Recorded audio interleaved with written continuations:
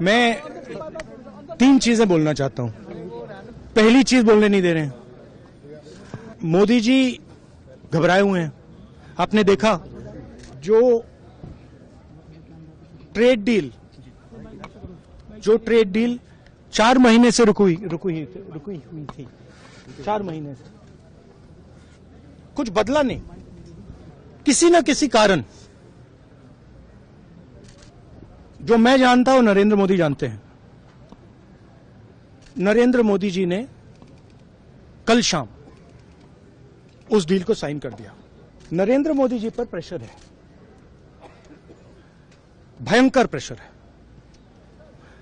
और नरेंद्र मोदी जी का जो इमेज का गुब्बारा है,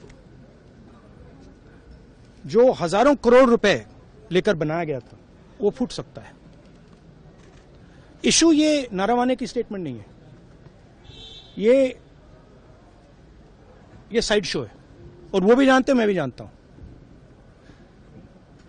मेन बात यह है कि हमारे प्रधानमंत्री को कॉम्प्रोमाइज कर दिया गया है। किसने किया है, कैसे किया है, यह हिंदुस्तान की जनता को सोचना है। मगर इतिहास में पहली बार हिस्ट्री में एलओपी को प्रेसिडेंशियल एड्रेस में नहीं बोलने दिया है। बाहर बोल दीजिए, जो अंदर नहीं कहा दिया जा रहा है। वो तो ऑटोमेटिकली होगा जी। बट ये आप समझिए, और हिंदुस्तान के जो किसान हैं, आप सब समझिए कि इस ट्रेड डील में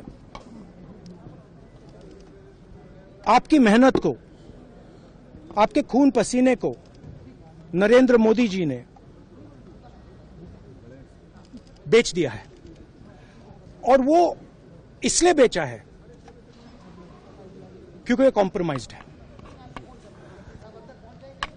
सिर्फ आपको नहीं बेचा है, देश को बेचा है। इसलिए मुझे वहां नहीं बोलने देना है।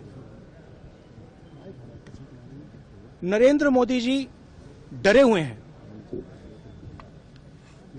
क्योंकि जिन लोगों ने उनकी इमेज बनाई है, वो अब उस इमेज को फोड़ने लगे हैं। एक अदानी जी पर केस है यूनाइटेड स्टेट्स में। वो अदानी जी को टारगेट नहीं कर रहा है, वो नरेंद्र मोदी के फाइनेंशियल स्ट्रक्चर को टारगेट कर रहा है। एक वो है। दूसरा है एप्स्टाइन फाइल्स। एप्स्टाइन फाइल्स में अभी और माल है, वो अभी रिलीज नहीं हुआ है। इसीलिए इस दबाव में आकर एप्स्टाइन फाइल्स में जो है, जो पूरा देश जानना चाहता है, मगर अभी अमेरिका ने रिलीज नहीं किया है। और दूसरा जो अदानी जी पर केस है, जो एक्चुअली मोदी जी पर केस है, क्योंकि वो बीजेपी का फाइनेंशियल स्ट्रक्चर है, मोदी जी का फाइनेंशियल स्ट्रक्चर है। तो ये 2 प्रेशर पॉइंट्स हैं। और आप ये बात समझ लो, देश ये समझ ले कि प्रधानमंत्री कॉम्प्रोमाइज्ड है।